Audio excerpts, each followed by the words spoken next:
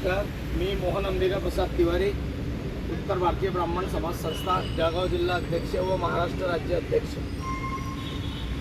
आज आम्ही जिल्हाधिकारी कार्यालय येथे माननीय मुख्यमंत्री एकनाथरावजी शिंदे यांना निवेदन देण्यासाठी आलेलो आहे की येत्या 15 ऑगस्टपर्यंत परशुराम आर्थिक विकास महामंडळ स्थापन करावे, अन्यथा ब्राह्मण समाज पूर्ण महाराष्ट्रभर तीव्र स्वरूपाचं आंदोलन करण्यात येणार आहे।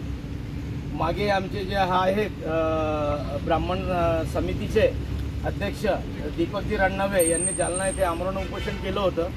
त्यावेळेस अतुलजी सावे पालकमंत्री यांच्या माध्यमातून माननीय उपमुख्यमंत्री आणि एकनाथराव शिंदे यांनी आश्वासन दिलं होतं की परशुराम आर्थिक विकास महामंडळाची घोषणा लवकर करण्यात येईल। 19 डिसेंबरला ह्या बाबतीत त्यांनी आदेशही काढला होता, पण काही कारणावस्तव ते थांबलेलं आहे।